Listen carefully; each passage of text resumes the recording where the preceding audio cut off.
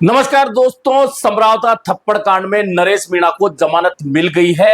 यह उनके लिए बहुत बड़ी सफलता कही जाएगी। उनके समर्थकों में इस बात को लेकर खुशी है, लेकिन नरेश मीणा को फिलहाल जेल में ही रहना पड़ेगा। इसका कारण यह है कि समरावता से जुड़े हुए जिस दूसरे मामले में, जिसमें हिंसा का मामला है, उस मामले में नरेश मीणा की एक बार जमानत खारिज हो चुकी थी। उस मामले में उन्हें अभी तक जमानत नहीं मिली है और उस मामले में चार्ज बहस पूरी हो चुकी है, लेकिन फैसला अभी सुरक्षित रखा गया है। ऐसे में नरेश मीणा को कुछ दिन और जेल में रहना पड़ेगा। दरअसल 13 नवंबर से लेकर आज मई 30 यानी कि मई का महीना समाप्त हो चुका है। कुल मिलाकर 6.5 महीने का यह लंबा समय है जब राजस्थान हाई कोर्ट से नरेश मीणा को जमानत मिली है थप्पड़ कांड में। थप्पड़ कांड में जमानत मिलना बड़ी राहत इसलिए है क्योंकि मुख्य मामला जो बनता था राजकार्य में बाधा का ही नहीं, बल्कि चुनाव ड्यूटी के दौरान अधिकारी को थप्पड़ मारने का मामला था। इस मामले में जमानत मिलना निश्चित तौर पर नरेश मीणा और उनके समर्थकों के लिए बड़ी राहत की बात है। और जहां तक हिंसा से जुड़ा मामला है, उसमें पिछली बार जमानत रद्द हुई थी, लेकिन अब फिर से चार्ज बहस पर सुनवाई हो चुकी है और उसमें फैसला आना है। लेकिन हाई कोर्ट की चूंकि अब ग्रीष्मकालीन अवकाश शुरू हो चुके हैं, ऐसे में नरेश मीणा को कुछ दिन जेल में बिताने होंगे। यह ऐसा मामला था, इसमें जो बहस हुई उसका महत्वपूर्ण पहलू वही था जो मैं लगातार आपको बता रहा था कि यह कानून में है कि अगर किसी मामले की ट्रायल बहुत लंबी चलने वाली हो तो उसमें आरोपी को जमानत का लाभ दिया जाता है। लेकिन इस मामले में नरेश मीणा को लगातार चार्ज बहस हो रही थी, सुनवाई हो रही थी, तारीखों पे तारीख हो रही थी, लेकिन जमानत नहीं मिल पा रही थी। और यह भी तय था कि इस मामले की ट्रायल बहुत लंबी होनी है। राजनीतिक मामला है, सरकार से जुड़ा मामला है, अधिकारियों से जुड़ा मामला है, ऐसे में इसकी ट्रायल लंबी होनी है और इसमें जमानत का प्रावधान चूंकि कानूनी रूप से सही है, ऐसे में उसी चीज का लाभ नरेश मीणा को दिया गया। और नरेश मीणा के वकीलों की ओर से जो बहस की गई उसमें मुख्य बिंदु भी यही थे कि इस मामले की ट्रायल बहुत लंबी चलेगी और चूंकि उस वक्त परिस्थिति जन्य यह अपराध हुआ था, चूंकि एसडीएम उस दौरान जबरन वोटिंग करवा रहा था और ऐसे में प्रत्याशी के तौर पर नरेश मीणा ने परिस्थिति जन्य वह अपराध किया था और जानबूझकर किया गया अपराध नहीं था। यह मुख्य बिंदु था जो बहस के दौरान रखा गया नरेश मीणा के वकीलों की ओर से। और वहीं पिछले दिनों आपको याद होगा कि एसटी आयोग को जो शिकायत गई थी उसके आधार पर देवली उनियारा के समरावता में एसटी आयोग ने सुनवाई की थी। उसकी जो रिपोर्ट राज्य सरकार को मिली थी, उस एसटी आयोग की रिपोर्ट में स्पष्ट रूप से लिखा गया था, कहा गया था कि एसडीएम और पुलिस की भूमिका उस दिन हिंसा के दौरान अत्यधिक खराब थी। इसलिए खराब थी कि वहां इतनी हिंसा की जरूरत नहीं थी, लेकिन पुलिस ने अत्यधिक बल प्रयोग किया और मामला बिगड़ा। यह बात एसटी आयोग की रिपोर्ट में राज्य सरकार को मिल चुकी थी, डीजी को मिल चुकी थी। ऐसे में राज्य सरकार और पुलिस प्रशासन पर भी दबाव था कि एसटी आयोग के अनुरूप चालान में वह इस बात को कहे। बहस के दौरान ये बातें आनी थी और नरेश मीणा के वकीलों ने इस बात को रखा। अब दूसरा जो मामला है जिसमें अभी तक जमानत नहीं हुई, वह समरावता में हुई हिंसा से जुड़ा मामला है, जिसमें नरेश मीणा को आरोपी बनाया गया था। हालांकि उस मामले में कुल 63 जो आरोपी थे, उनमें तमाम 63 लोगों की जमानत हो चुकी है। एकमात्र नरेश मीणा ही उस मामले में अभी तक जेल में है। और चूंकि अब उस मामले में राज्य सरकार ने ग्रामीणों को मुआवजा दे दिया है और यह मान लिया है कि कहीं ना कहीं प्रशासन की गलती थी। अगर प्रशासन की गलती नहीं थी तो फिर राज्य सरकार मुआवजा क्यों देती। अब चूंकि ग्रामीणों को कुछ को मुआवजा मिल चुका है, कुछ को मिलना है, ऐसे में एक बात तो है कि प्रशासन की जो भूमिका है वह राज्य सरकार ने भी मान ली है कि प्रशासन की भूमिका उस दिन जो होनी थी वह नहीं हुई। और इस बात पर तमाम लोग कहते थे कि समरावता में उस रात जो कुछ भी हुआ उसे रोका जा सकता था, प्रशासन अगर अत्यधिक बल प्रयोग नहीं करता तो। अब यही बात नरेश मीणा और उनके समर्थकों के फेवर में गई थी और 63 लोगों की जमानत हो गई थी।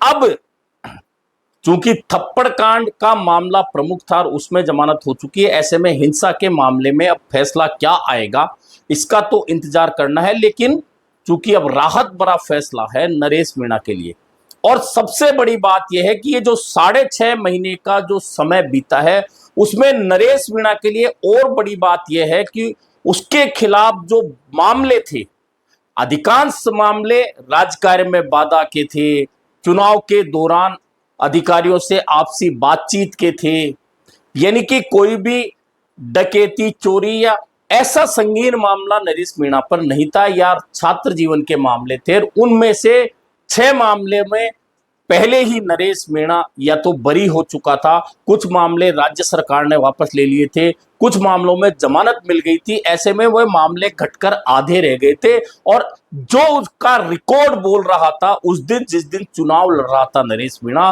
वह ट्रैक रिकॉर्ड बदल चुका था कानून की दृष्टि में। और मामले जब घटकर आधे रह गए तब भी जमानत पर सुनवाई के दौरान ये तथ्य जब कोर्ट के सामने आए तो इसका लाभ भी कहीं ना कहीं नरेश मीणा को मिला है। अब नरेश मीणा की जमानत के बाद में राजनीतिक रूप से, चूंकि अभी एक मामला बाकी है, राजनीतिक मामला रंग दिखाएगा, लेकिन कब दिखाएगा? जब नरेश मीणा दूसरे मामले में भी जमानत होती है, उसके बाद बाहर आते हैं। चूंकि यह बहुत महत्वपूर्ण इसलिए है कि 12 की अंता सीट से भाजपा के विधायक कंवरलाल मीणा की सुप्रीम कोर्ट में रिव्यू याचिका बकाया है। उस रिव्यू याचिका पर क्या होता है, क्या अदालत सुनवाई करती है, राहत देती है या खारिज करती है, उन तमाम चीजों पर अब राजनीति ठहरी है। क्योंकि अगर अंता से कंवरलाल मीणा की जो विधानसभा से सदस्यता रद्द हुई है और पुराने आपराधिक मामलों के आधार पर सुप्रीम कोर्ट ने एसएलपी खारिज कर दी थी और सरेंडर करने को कहा था, कंवरलाल मीणा सरेंडर कर चुके हैं। ऐसी स्थिति में नरेश मीणा को जमानत दूसरे मामले भी मिल जाती है तो, और कंवरलाल मीणा को सुप्रीम कोर्ट से रिव्यू के दौरान राहत नहीं मिलती है तो अंत में विधानसभा सीट पर उपचुनाव होगा। उस दिन नरेश मीणा और उनके समर्थकों की बहुत बड़ी भूमिका हो जानी है और यही भूमिका उस सीट के हार जीत का फैसले के लिए सबसे महत्वपूर्ण रहने वाली है। हालांकि अभी दोनों ही बातें संभावना पर आधारित है। संभावना पर आधारित इसलिए है चूंकि कंवरलाल मीणा को स्थानीय अदालत ने सजा सुनाई, हाई कोर्ट ने उस सजा को बरकरार रखी, सुप्रीम कोर्ट ने एसएलपी खारिज करते हुए सरेंडर करने को कह दिया, कंवरलाल मीणा ने सरेंडर कर दिया। कंवरलाल मीणा का भी जो बैकग्राउंड है आपराधिक, उसमें 25 से लगभग मुकदमे हैं और यही कारण था कि सुप्रीम कोर्ट ने उन्हें राहत देने से मना कर दिया था। ऐसे में उनकी रिव्यू पर क्या होगा, सबसे पहली संभावनाएं तो यहां है। अब रिव्यू पर अगर सुप्रीम कोर्ट राहत देता है तो निश्चित है कि उनकी विधायकी जो रद्द हुई थी वह अधिसूचना रद्द होकर वापस उन्हें विधायकी मिल जाएगी। और अगर सुप्रीम कोर्ट से राहत नहीं मिलती, इधर नरेश मीणा को जमानत मिल जाती है दूसरे मामले में भी, तो राजनीतिक रूप से यह बहुत महत्वपूर्ण बिंदु बनने वाला है।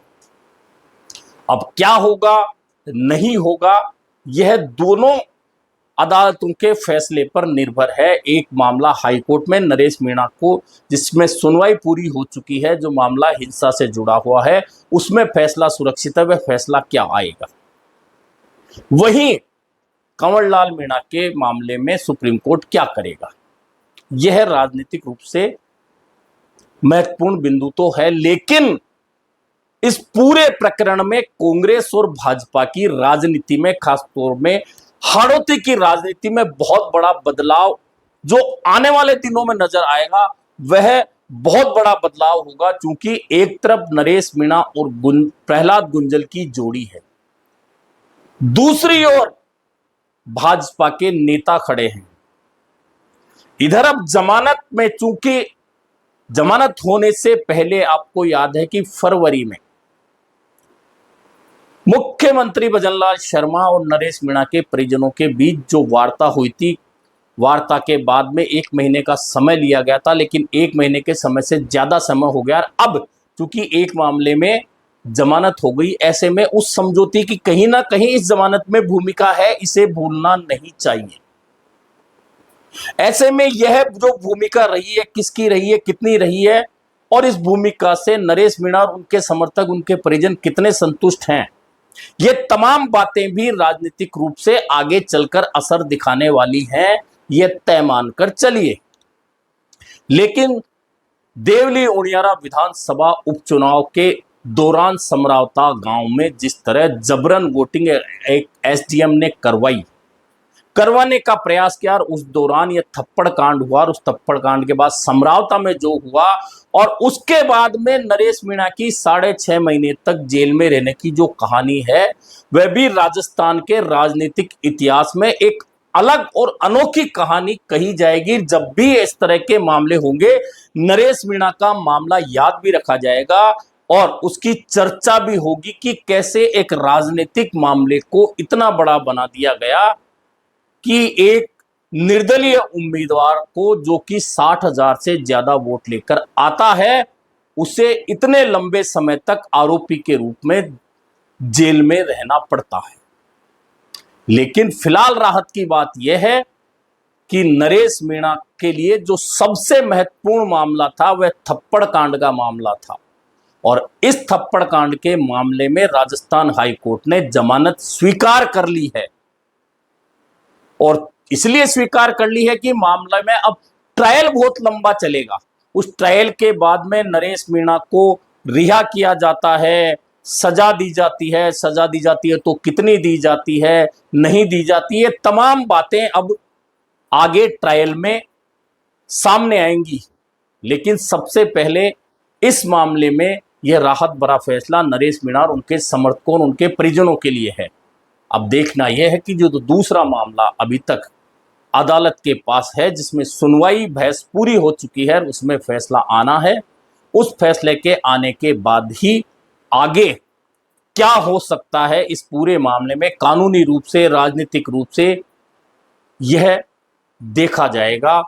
ऐसे में देखना यह है, और सबसे पहले इंतजार उस बात का कि दूसरे मामले में, जिसमें 63 आरोपियों को पहले ही अदालतें जमानत दे चुकी है, उस मामले में नरेश मीणा के लिए क्या फैसला लिखा गया है। अभी के लिए इतना ही, फिर मिलेंगे नए मुद्दे पर चर्चा के साथ।